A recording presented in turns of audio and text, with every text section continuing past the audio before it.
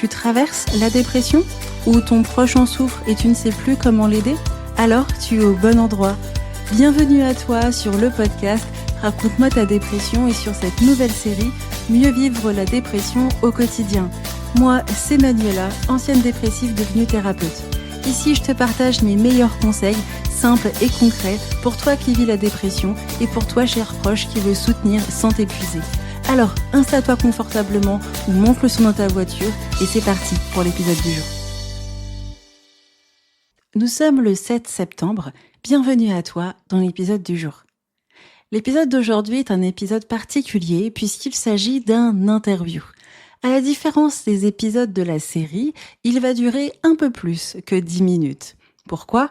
Eh bien parce que l'histoire qui va être racontée est très intéressante et ne pouvait pas être condensée en moins de 10 minutes. C'était pas possible. Alors du coup, j'ai décidé de le laisser quand même pour que ce soit un épisode encourageant pour toi. Que tu sois touché directement ou indirectement par la dépression, je suis certaine que ce témoignage va sincèrement te toucher. Allez, je te laisse donc découvrir l'interview du jour. Et aujourd'hui, nous sommes avec Julie. Julie, elle a bien voulu se prêter au jeu de l'interview, donc je suis vraiment contente. Sois la bienvenue, Julie, du coup, sur ce podcast, sur cette interview. Merci. On va passer un bon moment et l'objectif, c'est que tu nous partages ton histoire, ton parcours et qu'on puisse recevoir tout simplement ton histoire et que ça puisse être un encouragement pour nous. Alors, on va commencer avec la toute première question pour nous, Julie. Depuis combien de temps vis-tu ou as-tu vécu avec la dépression? Bah moi, ça fait au moins, je pense, 4 ans ou peut-être plus que je vis avec la dépression. D'accord. Je suis encore en plein dedans, vraiment en plein dedans. Et parfois j'ai des hauts et des bas, mais c'est compliqué des fois, quoi. Ouais, Mais je suis dans l'objectif de sortir de tout ça. d'accord. Ok. Ça fait longtemps du coup que tu te bats contre la dépression? Oui, Ouais. Ça j'ai essayé à plusieurs reprises de sortir de ces moods un peu chaotique, je vais dire, Mhm. mais Oui, j'avais toujours des événements qui m'en empêchaient. d'accord. Qu'est-ce qui t'en empêchait si c'est pas indiscret? Euh, des événements comme des soucis au travail, par exemple, des relations compliquées, des amitiés aussi un peu compliquées. J'en avais parlé avec mon médecin et il me disait que j'ai l'impression qu'à chaque fois que vous voulez remonter vers le haut, il y a toujours quelque chose qui vous bloque Hmm. et du coup que bah j'arrivais pas à sortir de ça, de ce chemin-là et que pour moi c'était difficile pour l'instant quoi. Voilà. D'accord. Ok. Moi, c'est intéressant. Alors, c'est vraiment bien d'avoir quelqu'un qui vit actuellement la dépression parce que ça va nous permettre de nous rendre compte, en tout cas pour les auditeurs, qu'on vit à peu près tous les mêmes difficultés. Et franchement, bravo, malgré le fait que tu sois en dépression, que tu aies décidé de venir proposer de partager ton histoire. Je sais que c'est pas facile hein, quand on parle de soi dans des moments où ça ne va pas, mais ça peut être aussi une bonne chose. Ça peut être aussi une bonne chose, en effet. Eh bien, face à, face à tout ça, quels sont les symptômes que toi tu as par rapport à ta dépression, Julie? Bah en ce moment je me sens fragile, Hmm. comme si c'est mon élan s'était envolé en fait et j'ai perdu l'appétit, j'ai perdu le goût, l'envie même de sourire.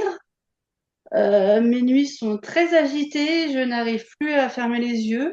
Des fois, c'est très compliqué pour m'endormir, puis pour passer surtout une bonne nuit paisible. Et je me sens fatiguée, perdue, euh, avec plusieurs crises d'angoisse et de crises d'anxiété dans mes journées, qui paraît des fois compliqué et long. J'ai des moments où je me sens vraiment pas bien, je sors pas de mon lit. Je suis pas bien du tout, je pleure souvent.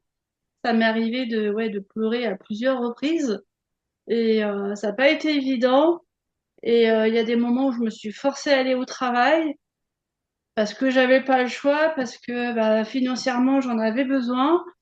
Mais avant d'aller au travail, bah, je faisais des crises d'angoisse, je pleurais avant d'aller et de prendre ma voiture. Des fois, c'était compliqué et ça m'est arrivé à plusieurs reprises sur mon lieu de travail de faire des crises d'angoisse, de faire des crises de panique et de pleurer dans mon lieu de travail et de plus pouvoir travailler. Et là, en ce moment, c'est ça qui m'arrive, c'est que j'arrive plus à travailler, je n'arrive plus à mettre les pieds dans mon environnement professionnel. Et pour moi, c'est super compliqué parce que ça m'handicape et je me dis, mais c'est très compliqué pour moi, ouais, de me dire, bah, je peux plus travailler, c'est financièrement, bah, c'est la galère.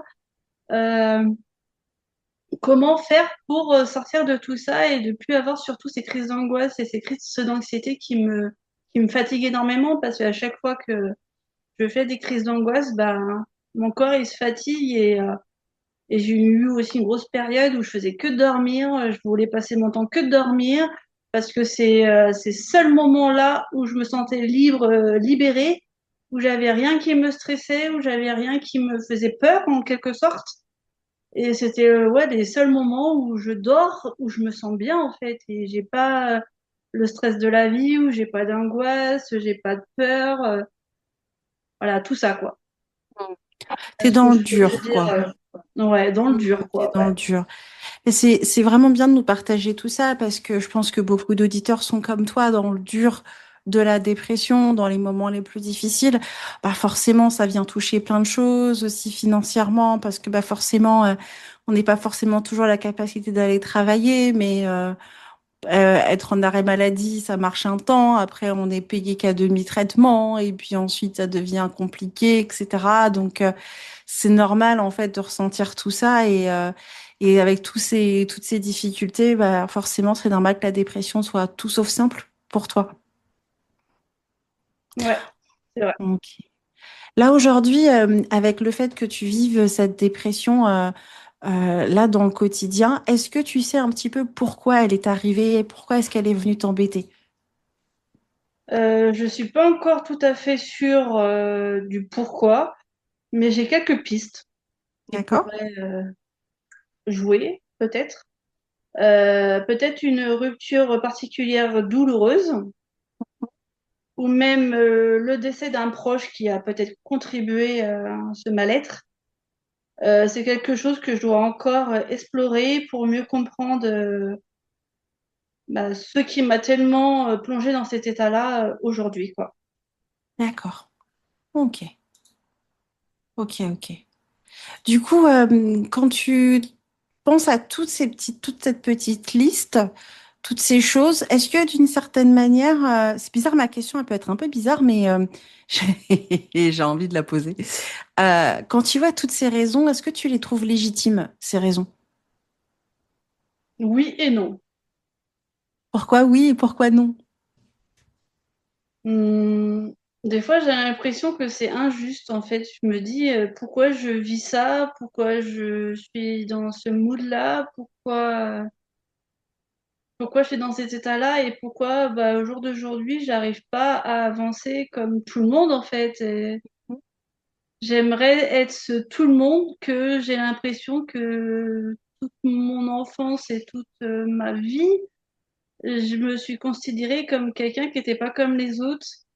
C'est dommage de dire ça, mais c'est ce que je pense au fond de moi. J'ai l'impression au fond de moi que j'ai toujours eu ce petit truc, pas comme les autres, tout le Mhm. temps à galérer, tout le temps à persévérer, à montrer ma force, à montrer bah, ce que je suis capable de faire, qui je suis, toujours me mettre dans l'avant.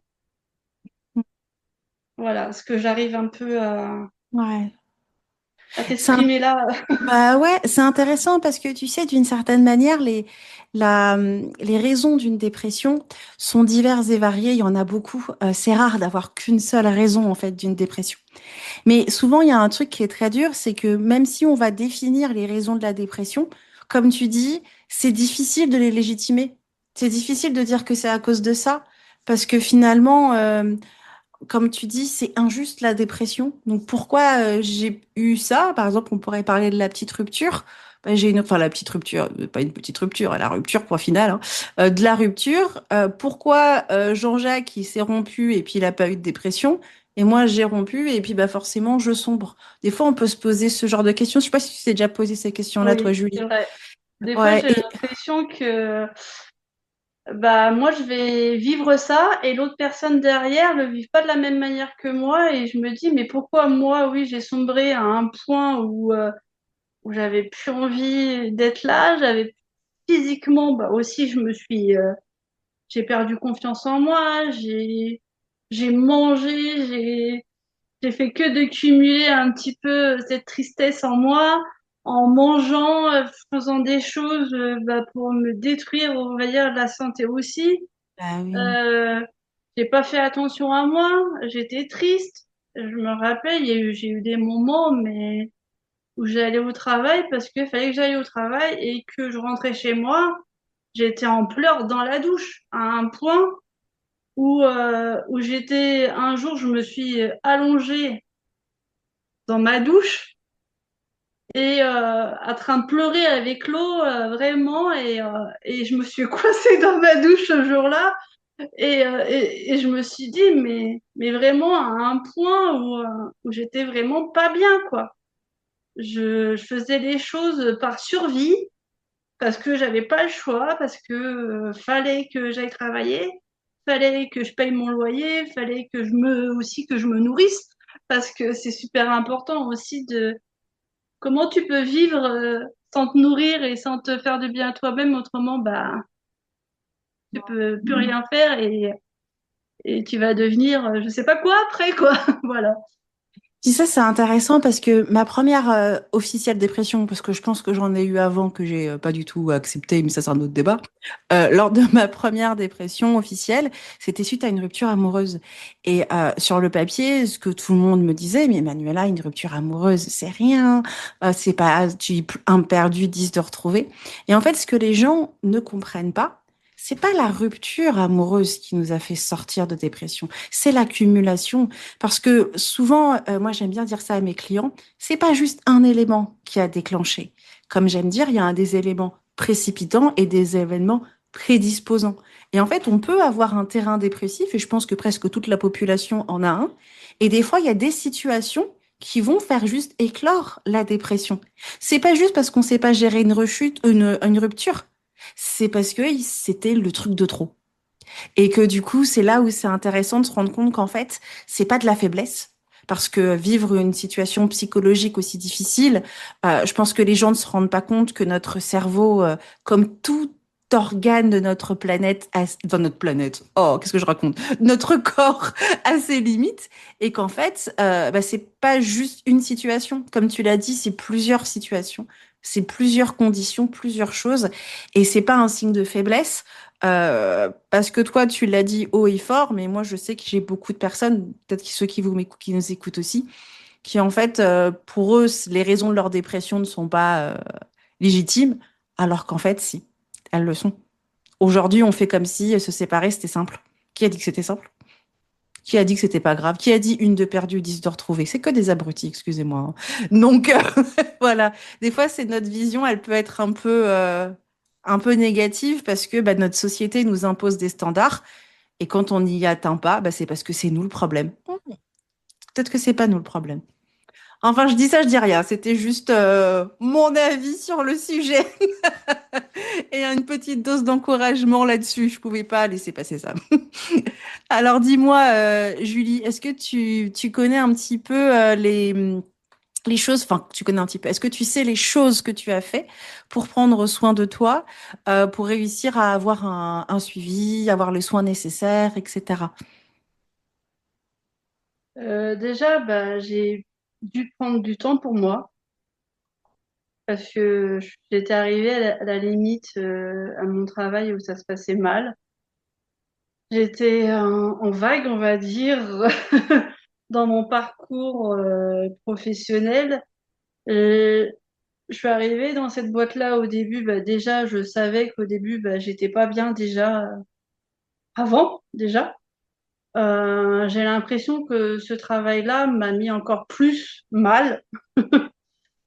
Et petit à petit, au début, bah, j'espérais reprendre confiance et que ça se passe bien.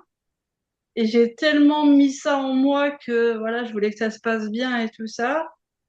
Et au fil des mois, au fil on va dire des années, parce que je suis restée, ça fait 1 an que je suis dans cette entreprise-là.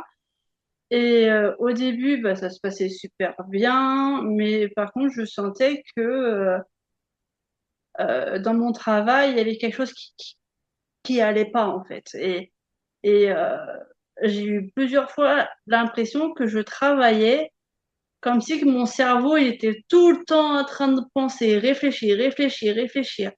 Et je fais un travail quand même physique aussi, je fais de la mise en rayon.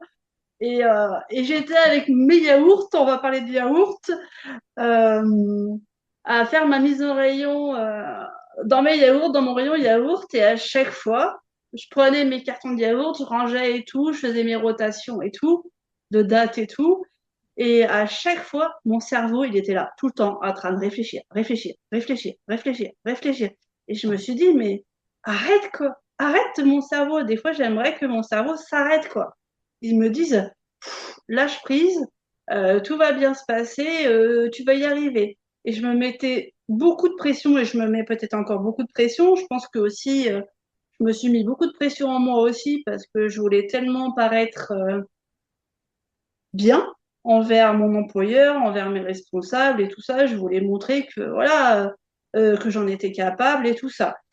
Et, euh, et au fil des mois, bah, j'ai fait une rencontre là-bas aussi qui m'a un peu perturbée parce qu'au moment donné, bah, j'étais pas prête à faire cette rencontre-là.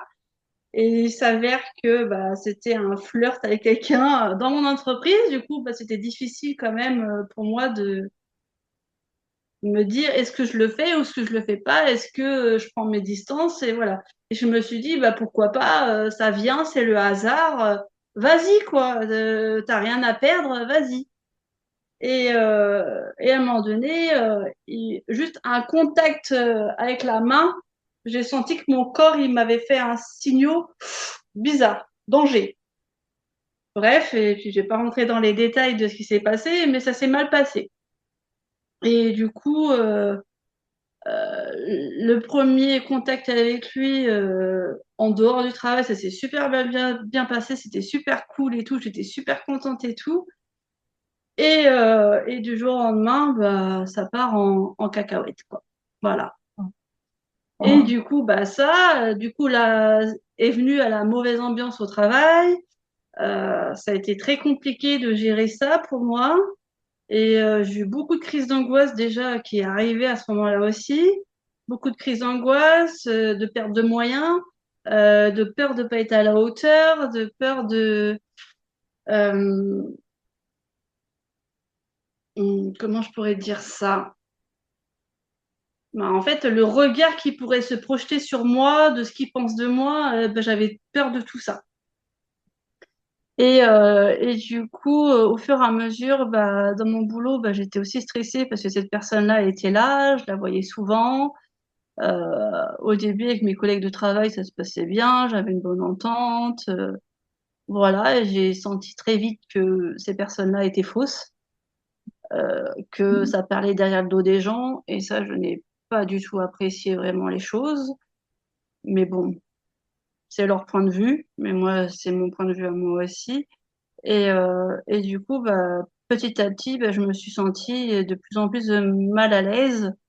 Et j'ai commencé à un moment donné, bah, j'ai dû être arrêtée suite à une explosion avec cette personne-là. Ça m'a fait un gros choc, je pense, émotionnel aussi, parce que pour moi, j'avais juste envie de communiquer avec la personne et parler et apprendre à la connaître calmement. et j'ai montré tout le contraire, on va dire, de ce que je voulais. Euh, et il m'a pris pour quelqu'un qui la harcelait, et pour moi, qui n'est pas le cas. Et ça a été vraiment difficile, et il y a eu des mots aussi très difficiles, qui a été compliqué aussi à digérer de mon côté. Du coup, j'ai eu un entretien avec mes responsables, et ce jour-là, bah, j'ai craqué lors de mon entretien, et suite à ça, bah, j'ai dû être arrêtée. J'ai dû aller voir mon médecin, et là, elle m'a dit, on n'a pas le choix, il va falloir vous mettre sous antidépresseur. Quand elle m'a annoncé ça, j'étais sous le choc, vraiment sous le choc. Je me rappelle, j'avais pris les transports pour y aller, et quand je suis sortie de là, je me suis dit non, je peux pas prendre les transports, je vais pas supporter. Du coup, je suis rentrée à pied jusqu'à chez moi. Alors, je sais pas si tu vois de l'éléphant jusqu'au sillon. Euh, Bah, j'étais à pied, je suis Parce rentrée qu'elle chez est, moi non, à pied, quoi. elle est nantaise. Pour ceux qui savent pas, c'est tout. C'était la petite info. Comme moi. Vas-y, la petite info, D'accord. Ouais, voilà. t'as bien Et du coup, marché. ouais, j'ai bien marché. J'ai bien marché, quoi. Si tu vois la distance un peu, j'ai bien marché parce que j'étais Oui. tellement sous le choc bah, de ce que mon médecin m'avait dit.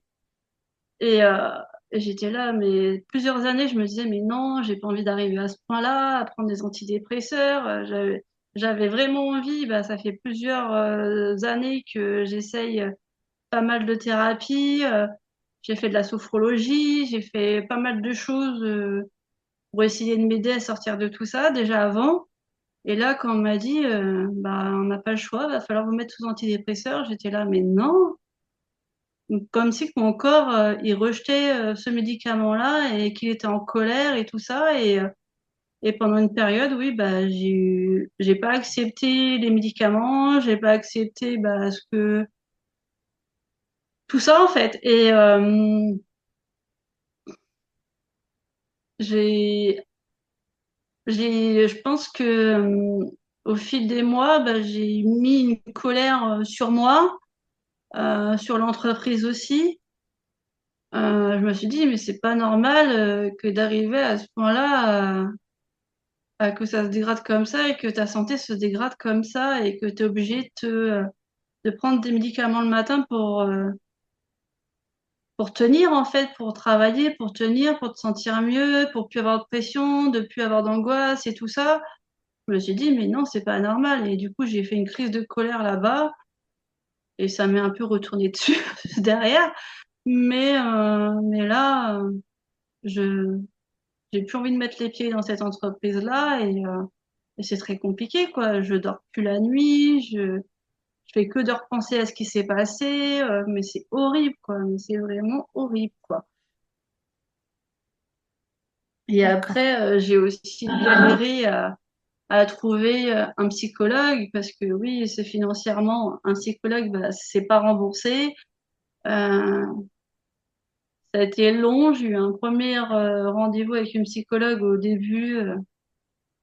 J'ai passé le premier suivi. Du coup, tu parles et ça parle un peu dans tous les sens. Et après, je devais avoir un autre rendez-vous et du coup, j'ai pas eu de suite. Ça a été très compliqué. Du coup, je me suis dit, bah, laisse tomber cette personne-là. Je pense qu'elle est pas faite pour toi. Du coup, j'ai dû revoir mon médecin qui me redonne des pistes parce qu'en plus, cette personne-là, elle était remboursée. Alors que je me suis dit, c'est le moyen pour moi de réussir à me faire du bien sans payer. Ça pourrait être génial. Mais je me suis dit, bah, en fait, ça n'a pas marché. Du coup, je me suis dit, bah, c'est pas grave, je vais payer. J'ai trouvé du coup un psychologue du travail par rapport au travail.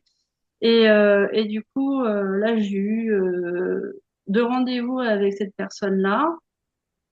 Et ça se passe bien. Déjà, j'ai un suivi maintenant. Je suis contente, même si j'ai galéré. Je me dis, c'est pas grave.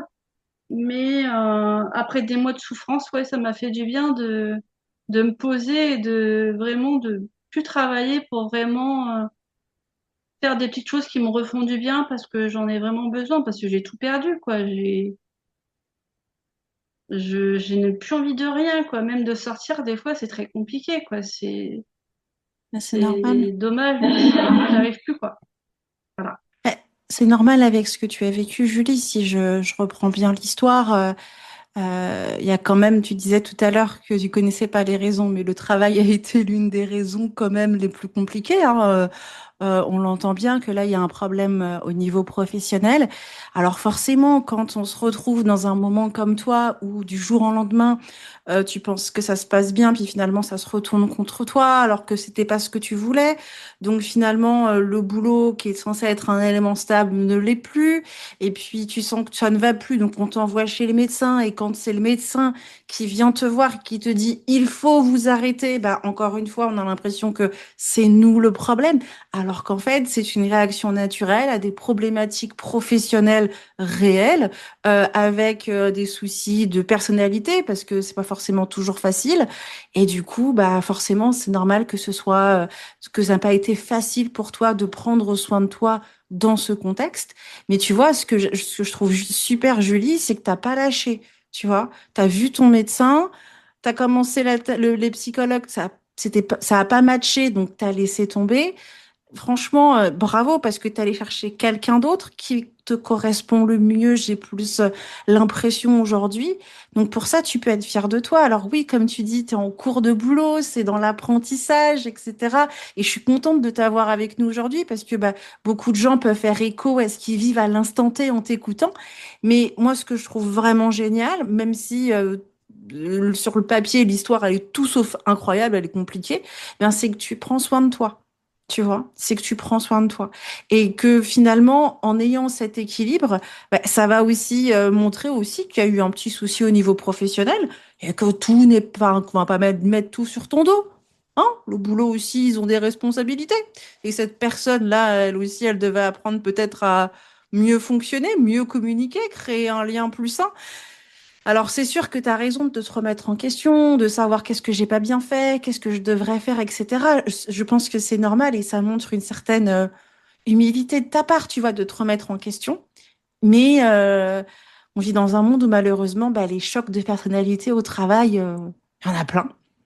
Et que du coup, bah, quand on se retrouve dans cette situation, bah, on a l'impression, comme tu dis, que c'est nous le problème, alors qu'en fait, pas du tout. Pas du tout. Au contraire, c'est très encourageant de t'entendre, Julie, parce que tu as pris des bonnes décisions, qui sont pas simples, mais tu as pris des bonnes décisions.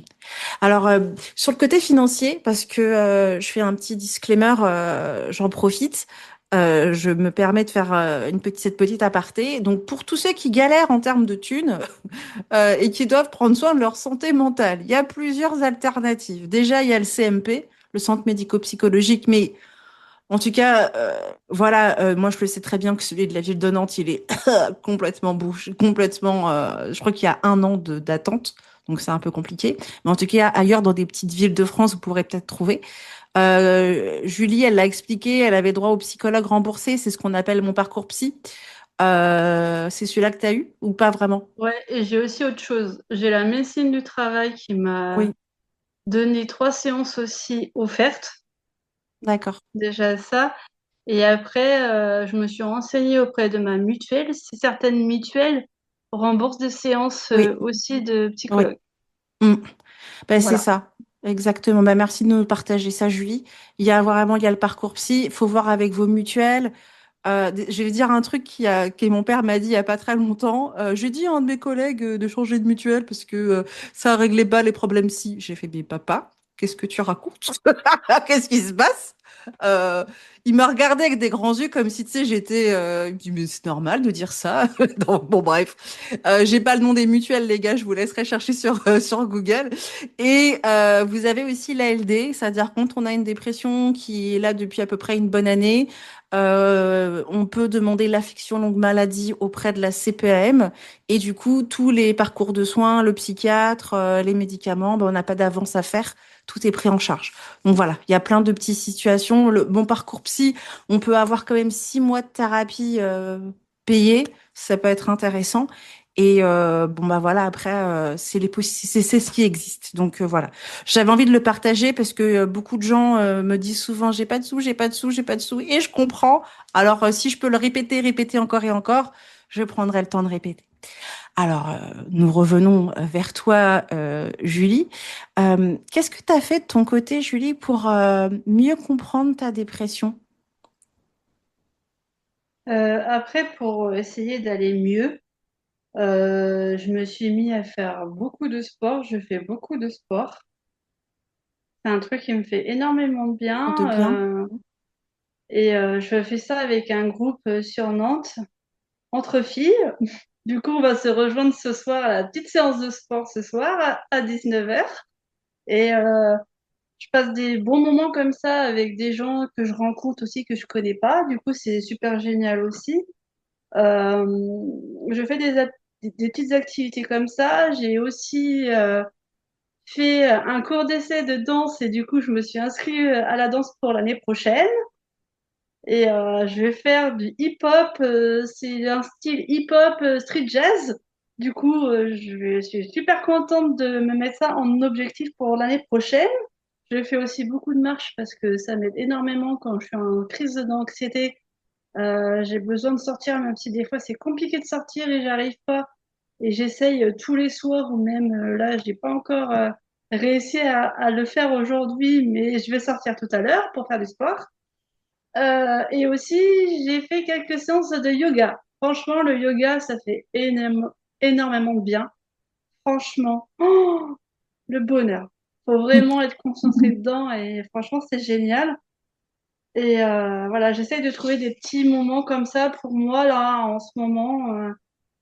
Et aussi de participer avec toi aujourd'hui, c'est un petit moment spécial que je prends pour moi aussi Bah oui. et ça me fait plaisir de partager tout ça avec toi. Ah bah oui, mais c'est une bonne chose. Et c'est bien, je te trouve très active. T'as pas l'envie de ne rien faire, toi, Julie, qui t'embête un peu? Là, ouais, le fait de plus travailler tout ça, ouais, ça me pèse quand même un peu. Des fois, je m'ennuie, je me dis, mais qu'est-ce que je vais faire demain? Qu'est-ce que je vais faire après-demain? Il y a des semaines où j'ai beaucoup de choses de prévues, je me suis calé des choses et tout, et je me dis, allez, sors, ça va te faire du bien. Il y a des semaines où je sais pas quoi faire, quoi. Je vais me lever le matin. Qu'est-ce que je fais de ma journée? Des fois, j'aimerais tellement me dire, tiens, je vais mettre une routine en place et tout, faire des choses et tout. Mais des fois, mon corps, il n'arrive pas, quoi. Et je vais me mettre des fois un objectif en moi. Et je me dis, ah bah ça, faut que je fasse ça, faut que je fasse ma vaisselle. C'est pareil, j'arrive plus à faire ma vaisselle depuis un moment, je sais pas pourquoi. C'est horrible de faire mon ménage, je n'y arrive pas, j'ai pas de force, c'est très compliqué en fait. Même de prendre une douche des fois, je trouve ça des fois c'est complètement débile, mais des fois j'arrive pas. C'est pas débile.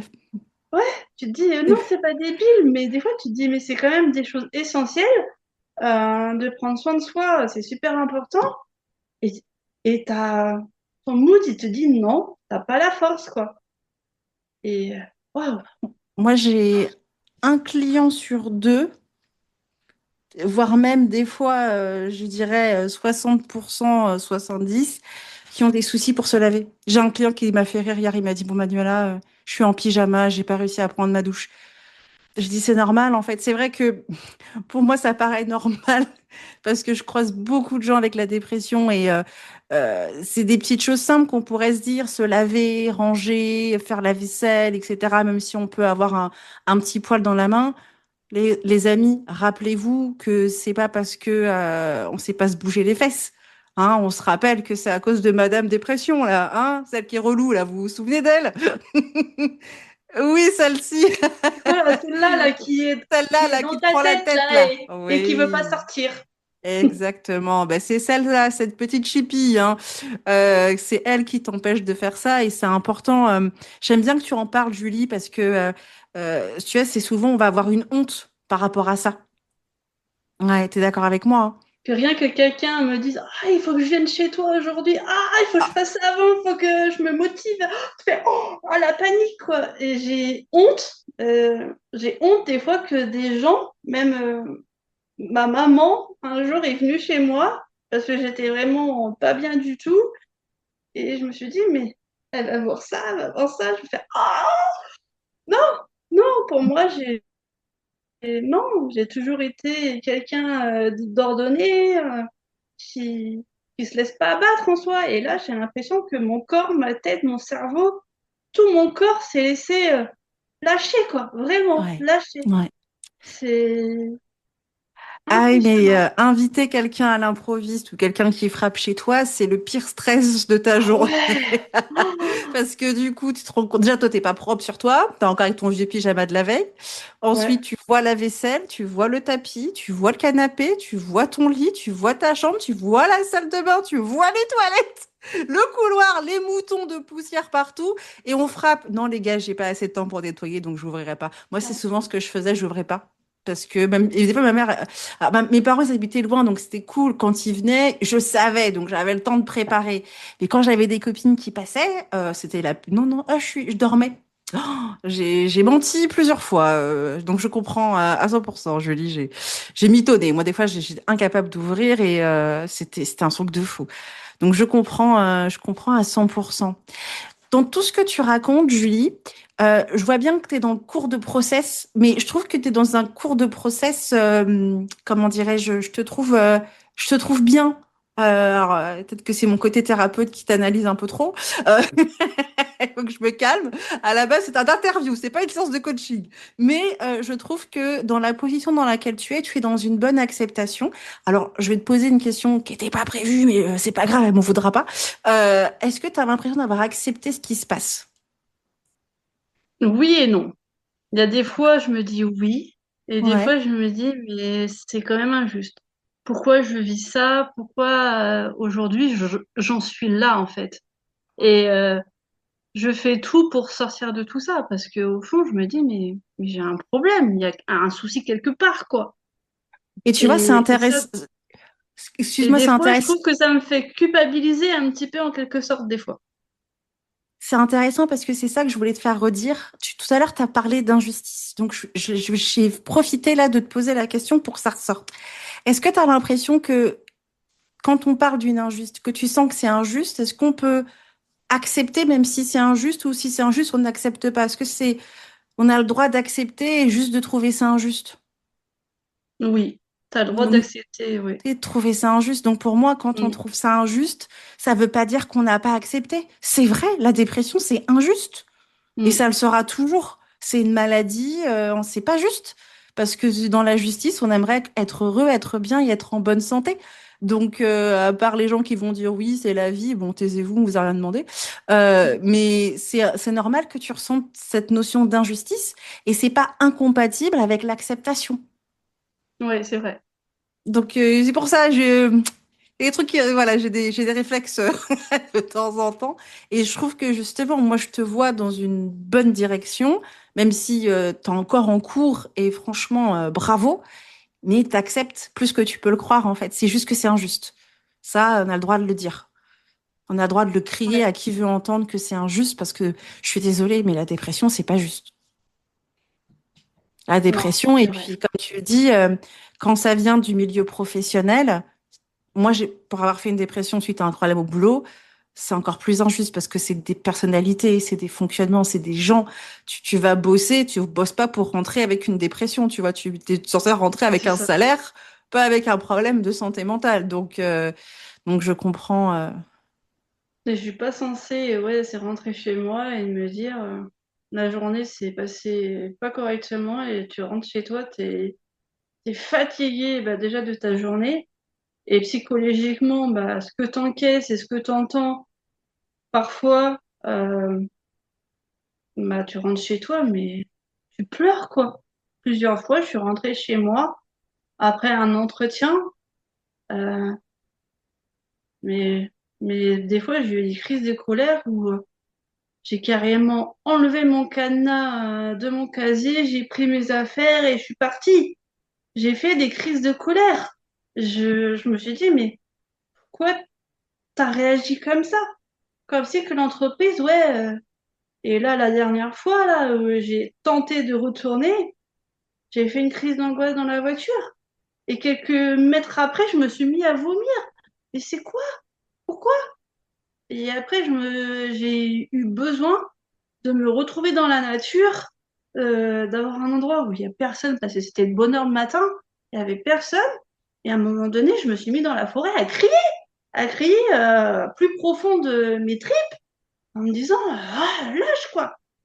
Et j'en pouvais plus quoi. Vraiment. Il y a des moments, des fois, je me dis, mais j'en ai marre de tout le temps être là, hop, galérer, galérer, galérer, me battre. À un moment donné, j'en ai marre de me battre en fait. Il y a des moments, ouais, j'ai eu vraiment plus envie de me battre et envie de lâcher. C'est bon quoi. Lâchez-moi quoi. Il y a des moments, je me dis, mais lâchez-moi, Laissez-moi. laissez-moi vivre comme tout le monde, laissez-moi vivre des relations saines, ne pas avoir de problème, ne pas avoir de mec qui me rejette. Ah, ça, des fois, ça fait mal au cœur quoi. Des fois, tu te dis, mais qu'est-ce que j'ai fait de mal quoi? Qu'est-ce que j'ai fait de mal pour mériter ce genre de choses? Même si des fois, bah, j'ai peut-être une part aussi de responsabilité parce que j'ai pas mon mode de fonctionnement ne fonctionne pas comme les autres, peut-être aussi. Je sais que j'ai des failles aussi, on a tous des failles, mais on est loin d'être fautif sur tout non plus. Voilà. Ah, exactement, exactement, mon enfant, tu prêches à une convaincue. Mais tu vois, c'est là où c'est important, parce que souvent la dépression, c'est la maladie de la colère refoulée. Il faut l'exprimer, cette colère. Elle a le droit de s'exprimer. La colère, c'est une émotion, et vous pouvez tous aller chercher sur Internet, hein, même toi, cher auditeur. Le besoin derrière la colère, c'est gérer une injustice. Quand on est en colère, c'est parce qu'on se trouve que c'est injuste ce qui se passe.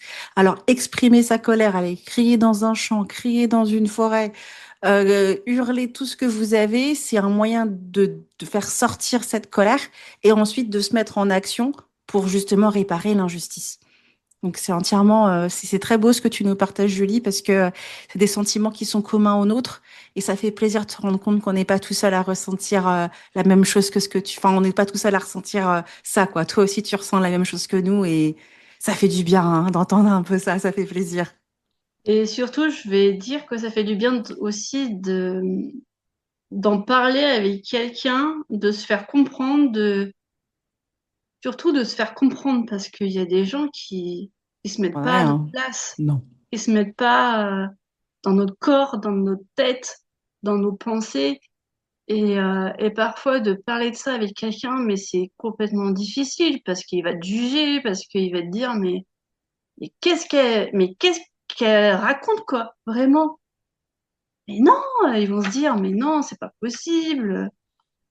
Et, et je trouve ça, en fait, tout ce qui est lié à la santé mentale, mais ça se voit pas au fond de nous. C'est pas un handicap, c'est une maladie qui se voit pas sur notre tête. Même là, C'est sur ma ça. tête, on va pas se dire que elle est dépressive, elle a des problèmes psychologiques, elle a des problèmes de communication. On le voit pas sur nos visages, ce genre de choses. Et, et des fois, ouais, ça peut être difficile dans la vie pour ces personnes-là aussi, parce que il y a des gens bah, qu'on voit que oui, ils sont handicapés parce que ça se voit. Mais il y en a, bah, ça se voit pas. Et c'est ça qui est important. Ça se voit pas et on a besoin de se sentir compris, se sentir écouté. Et c'est pour ça que je vous invite sur le podcast, pour que quand on n'a pas forcément toujours du monde autour de nous, qu'on entende qu'il y a des gens qui vivent la même chose que nous. Bah, franchement, Julie, on arrive à la fin de l'interview, donc j'arrive pas à croire qu'on est déjà là. Et je vais te poser les deux dernières questions. La première question, quels sont les conseils que tu souhaiterais donner à nos auditeurs qui souffrent de dépression? Alors, à ceux qui souffrent de dépression, je veux dire, ne perdez pas espoir, même si c'est dur, que tout semble sombre, la situation peut s'améliorer et je vous conseille d'en parler à quelqu'un ou même un proche ou un professionnel. Faites des petits gestes comme sortir marcher ou écrire ce que vous ressentez, parce que ces petits pas-là, ça compte beaucoup, je trouve. N'oubliez pas que la dépression n'est pas une faiblesse, mais une maladie. Prenez soin de vous à votre rythme et croyez-en tous les jours meilleurs. Vous méritez d'aller mieux. Avec un petit cœur, un petit smiley avec un cœur pour Alors, vous moi, je suis en encourager. vidéo, je vois le smiley et le Ouais. cœur, donc je vous le transmets en vocal. Et des bons bisous d'encouragement et Ah, plein de bisous, plein de bisous, ouais. plein de bisous. Alors, il y a quelque temps, j'ai fait un petit sondage sur la newsletter de l'entourage et je me suis rendu compte qu'il y a à peu près 65% des auditeurs qui vont écouter pour les proches les podcasts pour les gens en dépression. Alors déjà, je les remercie. Alors du coup, je vais te poser la dernière question de cette Ouais. interview. Est-ce que tu as des conseils à donner à l'entourage des personnes qui souffrent de dépression, Julie? Alors, pour les proches, je dirais le plus important, c'est d'être là, d'écouter sans juger et de montrer qu'on est présent même quand la personne va très mal. Il faut aussi comprendre que la dépression est une vraie maladie, pas juste un manque de volonté. Parfois, les parents ou l'entourage n'en mesurent pas la gravité et ne voient pas à quel point ça peut faire souffrir. Ouais. Je voudrais aussi rassurer les parents qui ont un enfant en dépression, c'est normal de se sentir démuni et de pleurer et de ne pas savoir comment faire. Vous n'êtes pas seul, continuez simplement à être avec patience, attention et amour. Montrez à votre enfant qu'il compte et qu'il a une place et que vous l'aimez même dans ces moments les plus sombres. Et surtout, n'hésitez pas à vous aussi à chercher du soutien. Super. Bah écoute, franchement, Julie, merci beaucoup de ce que tu nous as partagé. Euh, c'est bizarre ce que je vais dire, mais moi j'aime les histoires imparfaites, les choses réelles, les situations qui sont dans le vif du sujet. Je me suis rendu compte sur le podcast que l'objectif, c'était vraiment qu'on entende quelqu'un qui vit vraiment la situation de la dépression. Alors c'est pour ça que j'ai vraiment apprécié ce que tu nous as partagé, Julie. Moi, ça m'encourage beaucoup de voir que malgré les difficultés, tu persévères, que tu essayes de vivre, de survivre à tout ça. Et en fait, rien que de voir là aujourd'hui le fait que tu répondes à toutes mes questions, que tu nous aies partagé ces difficultés et que tu l'as fait avec le sourire et la bonne humeur, bah, ça m'encourage à continuer à faire des épisodes de podcast pour t'encourager en fait. Donc c'est vraiment top. Bah, écoute, merci beaucoup Julie d'être venue et de nous avoir partagé toutes ces choses. Et je voulais dire merci aussi à toi, Manuela, de me permettre de vivre cette expérience-là avec toi. C'était Ah bah super écoute, génial et un bon moment. Merci ah, énormément. bah, ça me fait plaisir. Merci à toi. Merci à toi d'avoir écouté l'épisode de podcast jusqu'au bout. Je suis certaine que l'épisode suivant sera encore plus encourageant que celui-là. Alors je te dis à demain pour ton shot quotidien.